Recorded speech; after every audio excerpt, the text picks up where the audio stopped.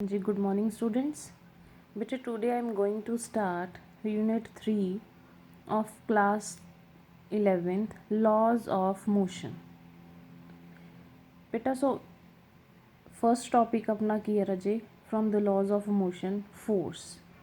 Beta force is a push or a pull that changes or tries to change the state of rest is known as a force. बेटे force ਉਹ ਇੱਕ ऐसा push है ਜਾਂ pull है ਜੋ ਕੀ ਕਰੂਗਾ ਬੇਟੇ ਕਿਸੇ ਵੀ ਬੋਡੀ ਦੀ ਜੋ ਵੀ ਉਹਦੀ ਸਟੇਟ ਹੋਊਗੀ ਉਸ ਨੂੰ ਚੇਂਜ ਕਰਨ ਦੀ ਕੋਸ਼ਿਸ਼ ਕਰੂਗਾ ਜਾਂ ਚੇਂਜ ਕਰ ਦੂਗਾ ਉਸ ਨੂੰ ਆਪਾਂ ਕੀ ਬੋਲਦੇ ਹਾਂ ਬੇਟੇ ਫੋਰਸ ਬੋਲਦੇ ਹਾਂ ਬੇਟਾ ਫੋਰ ਐਗਜ਼ਾਮਪਲ ਕਿ ਇੱਕ ਕੋਈ ਵੀ ਵੁਡਨ ਬਲੌਕ ਹੈ ਕੋਈ ਵੀ ਬਲੌਕ ਲੈ ਲਓ ਉਸ ਦੇ ਉੱਤੇ ਤੁਸੀਂ ਉਹ ਹੈਵੀ ਹੈ ਕਾਫੀ ਸਾਰਾ ਹੈਵੀ ਬਲੌਕ ਹੈ ਉਸ ਦੇ ਉੱਤੇ ਤੁਸੀਂ ਕੀ ਕੀਤਾ ਬੇਟਾ ਉਸ ਨੂੰ ਪੁਸ਼ ਕਰਨਾ ਸਟਾਰਟ ਕੀਤਾ ਤਾਂ ਬੇਟਾ ਹੁਣ ਜਿਹੜਾ ਬਲੌਕ ਸੀਗਾ ਉਹ ਕਾਫੀ ਜ਼ਿਆਦਾ ਹੈਵੀ ਸੀਗਾ ਤੁਸੀਂ ਕੀ ਕਰ ਰਹੇ ਹੋ ਉਸ ਦੀ ਪੋਜੀਸ਼ਨ ਨੂੰ ਚੇਂਜ ਕਰਨ ਦੇ ਲਈ ਟਰਾਈ ਕਰ ਰਹੇ ਹੋ ਠੀਕ ਹੈ ਤਾਂ ਟਰਾਈ ਕਰ ਰਹੇ ਆਪਾਂ ਜਾਂ ਹੁਣ ਉਹੀ ਉਸ ਦੀ ਜਗ੍ਹਾ 'ਤੇ ਤੁਸੀਂ ਸਪੋਜ਼ ਕਰ ਲਓ ਕਿ ਉਹੀ ਜਿਹੜਾ ਬਲੌਕ ਸੀ ਬੇਟੇ ਉਹ ਕੀ ਸੀਗਾ ਬਹੁਤ ਜ਼ਿਆਦਾ ਲਾਈਟ ਵੇਟ ਸੀਗਾ ਤਾਂ ਤੁਸੀਂ ਉਸ ਦੇ ਉੱਤੇ ਉਸ ਨੂੰ ਪੁਸ਼ ਕੀਤਾ ਉਸਨੇ ਨਾਲ ਦੀ ਨਾਲ ਬੇਟੇ ਆਪਣੀ ਪੋਜੀਸ਼ਨ ਨੂੰ ਚੇਂਜ ਕਰਤਾ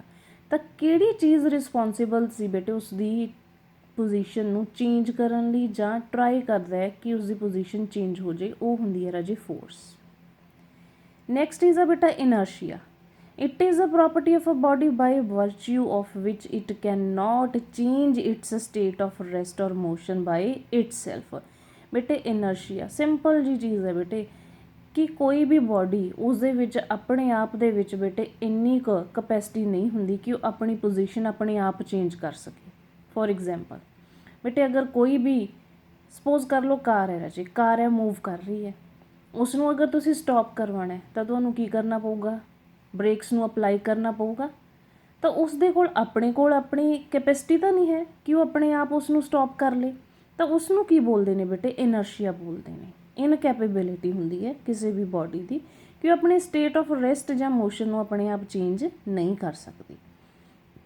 ਨਾਓ ਨੈਕਸਟ ਇਜ਼ ਬੇਟੇ ਟਾਈਪਸ ਆਫ ਇਨਰਸ਼ੀਆ ਬੇਟੇ ਜੋ ਇਨਰਸ਼ੀਆ ਉਹ 3 ਟਾਈਪਸ ਦਾ ਹੈ inertia of rest inertia of motion inertia of direction inertia of rest ਕੀ ਹੈ ਬੇਟੇ ਕਿ ਬੋਡੀ ਕੀ ਹੈ ਰੈਸਟ ਦੇ ਵਿੱਚ ਹੈ ਬੇਟਾ ਆਪਣੇ ਆਪ ਉਸ ਨੂੰ ਚੇਂਜ ਨਹੀਂ ਕਰ ਸਕਦੀ ਆਪਣੀ ਰੈਸਟ ਪੋਜੀਸ਼ਨ ਤੋਂ ਮੋਸ਼ਨ ਦੇ ਵਿੱਚ ਨਹੀਂ ਆ ਸਕਦੀ ਤਾਂ ਉਸ ਨੂੰ ਕੀ ਬੋਲਦੇ ਨੇ ਬੇਟੇ ਇਨਰਸ਼ੀਆ ਆਫ ਰੈਸਟ ਸਪੋਜ਼ ਕਰ ਲਓ ਐਗਜ਼ਾਮਪਲ ਕੀ ਬੇਟੇ ਜਦੋਂ ਕਹਿੰਦਾ ਕਿ ਅਸੀਂ ਬੱਸ ਨੂੰ ਸਟਾਰਟ ਕਰਦੇ ਹਾਂ ਸਡਨਲੀ ਤਾਂ ਆਪਾਂ ਕੀ ਹੈ ਬੇਟੇ ਬੈਕਵਰਡ ਵਿਦ ਜਰਕ ਸਾਨੂੰ ਕੀ ਪਿੱਛੇ ਨੂੰ ਧੱਕਾ ਲੱਗਦਾ ਹੈ ਕਿਉਂ ਲੱਗਦਾ ਬੇਟੇ ਕਿ ਬੱਸ ਤਾਂ ਮੂਵ ਕਰਨਾ ਸਟਾਰਟ ਕਰਦੀ ਹੈ ਠੀਕ ਹੈ ਉਹ ਤਾਂ ਮੋਸ਼ਨ ਦੇ ਵਿੱਚ ਆ ਜਾਂਦੀ ਹੈ ਪਰ ਸਾਡੀ ਬੋਡੀ ਕੀ ਸੀਗੀ ਰੈਸਟ ਦੇ ਵਿੱਚ ਸੀ ਜਦੋਂ ਅਸੀਂ ਬੱਸ ਦੇ ਵਿੱਚ ਬੈਠੇ ਹੋਏ ਸੀ ਤਾਂ ਕਰਕੇ ਬੇਟੇ ਸਾਨੂੰ ਉਹ ਝਟਕਾ ਹੈ ਜਿਹੜਾ ਉਹ ਜਰਕ ਹੈ ਉਹ ਫੀਲ ਹੁੰਦਾ ਹੈ ਕਿਉਂਕਿ ਉਸ ਬੱਸ ਦੇ ਮੋਸ਼ਨ ਦੇ ਵਿੱਚ ਆਉਣ ਕਰਕੇ ਕੀ ਹੈ ਬੇਟੇ ਸਾਡੀ ਬੋਡੀ ਵੀ ਮੋਸ਼ਨ ਦੇ ਵਿੱਚ ਆਉਣਾ ਸ਼ੁਰੂ ਕਰ ਦਿੰਦੀ ਹੈ ਪਰ ਆਪਾਂ ਤਾਂ ਐਵੇਂ ਹੀ ਬੈਠੇ ਹੋਏ ਸੀਗੇ ਸਾਡੇ ਕੋਲ ਤਾਂ ਕੋਈ ਫੋਰਸ ਨਹੀਂ ਲੱਗੀ ਇਸ ਕਰਕੇ ਬੇਟੇ ਸਾਨੂੰ ਕੀ ਹੈ ਉਹ ਜਰਕ ਹੈ ਜਿਹੜਾ ਉਹ ਮਹਿਸੂਸ ਹੁੰਦਾ ਹੈ ਠੀਕ ਹੈ ਜੀ ਨੈਕਸਟ ਆ ਗਿਆ ਬੇਟੇ ਇਨਰਸ਼ੀਆ ਆਫ ਮੋਸ਼ਨ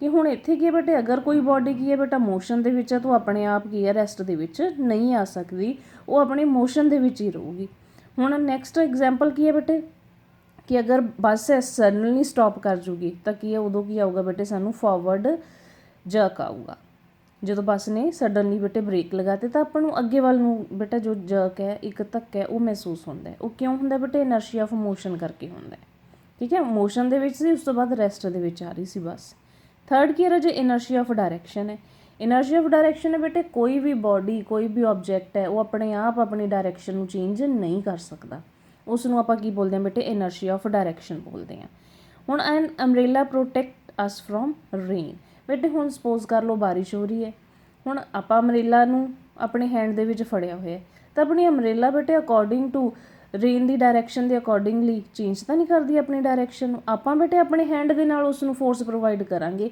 ਦੈਨ ਓਨਲੀ ਉਹ ਕੀ ਕਰੂਗੀ ਆਪਣੀ ਡਾਇਰੈਕਸ਼ਨ ਨੂੰ ਚੇਂਜ ਕਰਕੇ ਸਾਨੂੰ ਰੇਨ ਤੋਂ ਪ੍ਰੋਟੈਕਟ ਕਰੂਗੀ ਤਾਂ ਇਹ ਸੀ ਬੇਟੇ ਇਨਰਸ਼ੀਆ ਉਹਦੀਆਂ ਟਾਈਪਸ ਹੋ ਗਈਆਂ ਠੀਕ ਹੈ ਜੀ ਹੁਣ ਬੇਟੇ ਆਪਾਂ ਡਿਸਕਸ ਕਰਾਂਗੇ Newton the first law of motion ਕਿਉਂਕਿ ਆਪਣੇ ਚੈਪਟਰ ਦਾ ਨੇਮ ਹੀ ਕੀ ਸੀ ਬੇਟੇ ਲਾਜ਼ ਆਫ ਮੋਸ਼ਨ ਹੈ ਤਾਂ ਨਿਊਟਨ ਨੇ ਸਭ ਤੋਂ ਪਹਿਲਾਂ ਬੇਟੇ ਆਪਾਂ ਨੂੰ 3 ਲਾਅ ਦਿੱਤੇ ਨਿਊਟਨ ਦਾ ਫਰਸਟ ਲਾਅ ਸੈਕਿੰਡ ਲਾਅ ਅਤੇ ਥਰਡ ਲਾਅ ਆਪਾਂ 1 ਬਾਈ 1 ਤਿੰਨਾਂ ਨੂੰ ਡਿਸਕਸ ਕਰਾਂਗੇ ਫਰਸਟ ਲਾਅ ਕੀ ਹੈ ਬੇਟੇ ਕਹਿੰਦਾ if no net force act on a body then velocity of the body cannot change so that body cannot accelerate ਇਸ ਦੇ ਵਿੱਚ ਵੀ ਬੇਟਾ ਹੈਗਾ ਤਾਂ ਆਪਣਾ ਇਨਰਸ਼ੀਆ ਦੇ ਨਾਲ ਹੀ ਰਿਲੇਟਡ ਹੈ। ਕਹਿੰਦਾ ਕਿ ਅਗਰ ਕੋਈ ਵੀ ਨੈਟ ਫੋਰਸ ਹੈ ਕਿਸੇ ਵੀ ਬੋਡੀ ਦੇ ਉੱਤੇ ਨਹੀਂ ਲੱਗ ਰਿਹਾ ਤਾਂ ਉਸ ਬੋਡੀ ਦੀ ਵੈਲੋਸਿਟੀ ਨੂੰ ਅਸੀਂ ਚੇਂਜ ਨਹੀਂ ਕਰ ਸਕਦੇ। ਜੇ ਕਿਸੇ ਬੋਡੀ ਦੀ ਵੈਲੋਸਿਟੀ ਚੇਂਜ ਨਹੀਂ ਹੁੰਦੀ ਤਾਂ ਬੇਟਾ ਅਸੀਂ ਉਸ ਨੂੰ ਬੋਲ ਸਕਦੇ ਹਾਂ ਕਿ ਬੋਡੀ ਕੈਨ ਨਾਟ ਐਕਸਲਰੇਟ।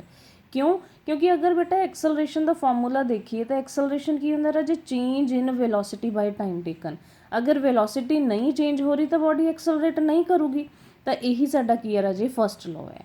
ਹੁਣ ਇਸ ਨੂੰ ਆਪਾਂ ਐਕਸਪਲੇਨ ਕਰਾਂਗੇ 3 ਪਾਰਟਸ ਦੇ ਵਿੱਚ। ਜਿਵੇਂ ਆਪਾਂ ਇਨਰਸ਼ੀਆ ਕਰਕੇ ਆਏ ਬੇਟੇ, ਉਹੀ 3 ਪਾਰਟਸ ਆਪਾਂ ਐਜ਼ ਇਟ ਇਜ਼ ਉਹਨਾਂ ਨੂੰ ਯੂਜ਼ ਕਰਕੇ ਨਿਊਟਨ ਦੇ ਫਸਟ ਲਾਅ ਆਫ ਮੋਸ਼ਨ ਨੂੰ ਡਿਫਾਈਨ ਕਰਾਂਗੇ।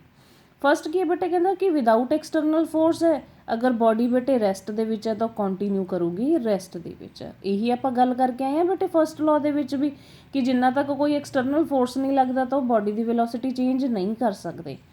ਸੈਕਿੰਡ ਕੀ ਹੈ ਬੇਟਾ? ਕਿ ਵਿਦਾਊਟ ਐਕਸਟਰਨਲ ਫੋਰਸ ਅਗਰ ਬੋਡੀ ਯੂਨੀਫਾਰਮ ਮੋਸ਼ਨ ਹੈ ਤਾਂ ਉਹ ਉਹੀ ਮੋਸ਼ਨ ਦੇ ਵਿੱਚ ਕੰਟੀਨਿਊ ਕਰੂਗੀ ਯੂਨੀਫਾਰਮਲੀ। ਥਰਡ ਕੀ ਆ ਗਿਆ ਬੇਟੇ? ਡਾਇਰੈਕਸ਼ਨ ਦੇ ਰਿਲੇਟਡ, ਕਿ ਜਿੰਨਾ ਤੱਕ ਆਪਾਂ ਐਕਸਟਰਨਲ ਫੋਰਸ ਅਪਲਾਈ ਨਹੀਂ ਕਰਾਂਗੇ ਕਿਸੇ ਵੀ ਬੋਡੀ ਦਾ ਡਾਇਰੈਕਸ਼ਨ ਅਸੀਂ ਚੇਂਜ ਨਹੀਂ ਕਰ ਸਕਦੇ। ਤਾਂ ਇਹ ਕੀ ਸੀ ਬੇਟੇ? ਨਿਊਟਨ ਦਾ ਫਸਟ ਲਾਅ ਸੀ, ਉਹਦੀ ਸਿੰਪਲ ਜੀ explanation C. Now next is ਬੇਟਾ ਨਿਊਟਨਸ ਸੈਕਿੰਡ ਲਾਅ। ਬੇਟੇ ਜੋ ਨਿਊਟਨ ਦਾ ਸੈਕਿੰਡ ਲਾਅ ਹੈ ਕੀ ਦੱਸਦਾ ਕਿ ਹੁਣ ਆਪਾਂ ਫੋਰਸ ਦੀ ਗੱਲ ਕਰਾਂਗੇ ਉਸ ਬੋਡੀ ਦੇ ਉੱਤੇ, ਜਿਸ ਬੋਡੀ ਨੂੰ ਅਸੀਂ ਕੀ ਕਰਵਾ ਰਹੇ ਹਾਂ ਬੇਟੇ? ਚੇਂਜ ਕਰ ਰਹੇ ਹਾਂ। ਉਸ ਬੋਡੀ 'ਤੇ ਅਸੀਂ ਕੋਈ ਫੋਰਸ ਅਪਲਾਈ ਕਰ ਰਹੇ ਹਾਂ। ਹੁਣ ਉਸ ਦੀ ਫੋਰਸ ਦੀ ਵੈਲਿਊ ਨੂੰ ਦੱਸਣਾ ਬੇਟੇ, ਉਹ ਆਪਾਂ ਦੱਸਾਂਗੇ ਬਾਈ ਯੂਜ਼ਿੰਗ ਨਿਊਟਨਸ ਸੈਕਿੰਡ ਲਾਅ। ਤਾਂ ਕਹਿੰਦਾ ਕਿ ਜਿਹੜੀ ਨੈਟ ਫੋਰਸ ਹੈ ਬੇਟਾ ਉਹਨਾਂ ਬੋਡੀ ਉਹ ਇਕੁਅਲ ਹੁੰਦੀ ਹੈ product of mass and acceleration ਦੀ। ਤਾਂ ਕੀ ਹੈ ਬੇਟੇ? ਨਿਊਟਨ ਦਾ ਸੈਕਿੰਡ ਲਾਅ ਕੀ ਦੱਸਦਾ ਰਾਜੇ? ਕਿ ਐਫ ਕਿਸ ਦੇ ਇਕੁਅਲ ਹੋਗਾ ਰਾਜੇ? ਇਕੁਅਲਸ ਟੂ ਐਮ ਇੰਟੂ ਏ ਦੇ। ਤਾਂ ਕੀ ਹੈ ਬੇਟੇ? ਫੋਰਸ ਹੈ ਬੋਡੀ 'ਤੇ, ਉਹ ਪ੍ਰੋਡਕਟ ਕਰਦਾ ਬੇਟੇ mass of the body into acceleration the body. So this definition is according to the Newton's second law. ਜਾਂ ਆਪਾਂ ਕਹਿ ਸਕਦੇ ਹਾਂ ਕਿ ਨਿਊਟਨ ਦਾ ਸੈਕਿੰਡ ਲਾਅ ਕੀ ਹੈ ਬੇਟੇ? F equals to M A. ਹੁਣ ਆਪਾਂ ਐਕਸਪਲੇਨੇਸ਼ਨ ਕਰਾਂਗੇ ਬੇਟੇ ਇਸ F equals to M A ਨੂੰ ਆਪਾਂ ਡਿਰਾਈਵ ਕਰਾਂਗੇ। ਉਹਦੇ ਲਈ ਆਪਾਂ ਸਪੋਜ਼ ਕਰ ਲਿਆ ਕਿ ਬੇਟੇ ਸਾਡੇ ਕੋਲ ਕੋਈ ਬੋਡੀ ਹੈ ਜਿਸ ਦਾ ਮਾਸ ਕੀ ਹੈ ਬੇਟੇ? ਐਮ ਹੈ, ਵੈਲੋਸਿਟੀ ਆਪਾਂ v ਸਪੋਜ਼ ਕਰ ਲਈ। ਤਾਂ ਬੇਟੇ P ਹੁੰਦਾ ਹੈ, P ਇਕੁਅਲਸ ਟੂ mv ਹੁੰਦਾ ਹੈ। ਲੀਨੀਅਰ ਮੋਮੈਂਟਮ ਦੀ ਵੀ ਮੈਂ ਤੁਹਾਨੂੰ ਇੱਥੇ ਡਿਫਾਈਨ ਕਰ ਦਿੰਦੀ ਹਾਂ। P ਹੁੰਦਾ ਬੇਟਾ ਲੀਨੀਅਰ ਮੋਮੈਂਟਮ ਵਿਚ ਇਜ਼ ਇਕੁਅਲਸ ਟੂ ਕਿਹਦੇ ਹੁੰਦਾ ਬੇਟੇ? Product of mass and velocity ਦੇ। ਠੀਕ ਹੈ ਜੀ। ਹੁਣ ਅਗਰ ਆਪਾਂ ਰੇਟ ਚੇਂਜ ਲਿਖਣਾ ਹੋਵੇ ਬੇਟੇ, ਰੇਟ ਚੇਂਜ, ਤਾਂ ਰੇਟ ਚੇਂਜ ਕੀ ਹੁੰਦਾ ਬੇਟਾ? ਡੈਲਟਾ P ਬਾਈ ਡੈਲਟਾ T।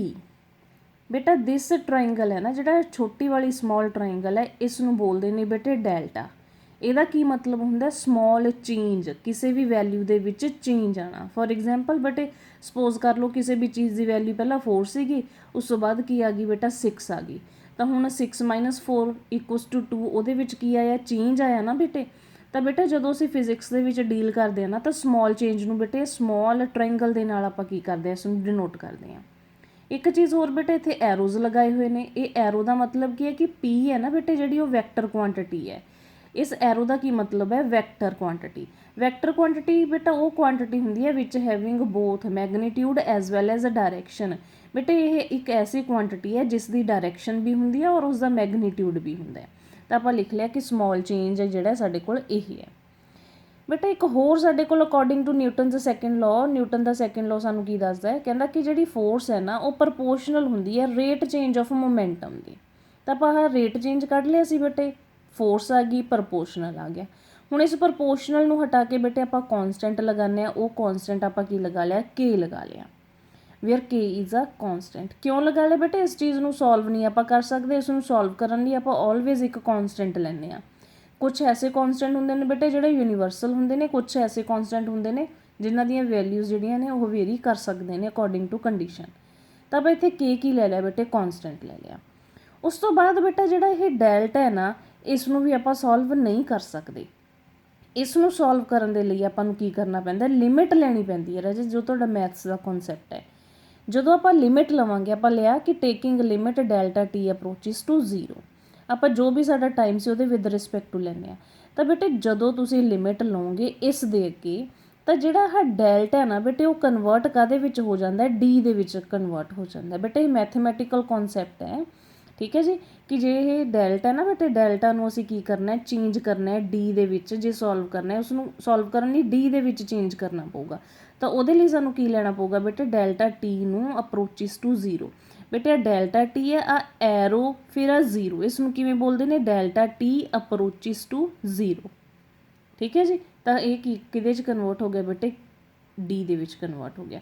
ਹੁਣ ਪੀ ਦੀ ਵੈਲਿਊ ਆਪਾਂ ਉੱਪਰ ਕਰਕੇ ਆ ਰਾਜੇ ਐਮ ਵੀ ਹੁੰਦੀ ਹੈ, ਤਾਂ ਆਪਾਂ ਇੱਥੇ ਪੁੱਟ ਕਰਤਾ ਐਮ ਵੀ ਪੁੱਟ ਕਰਤਾ ਰਾਜੇ।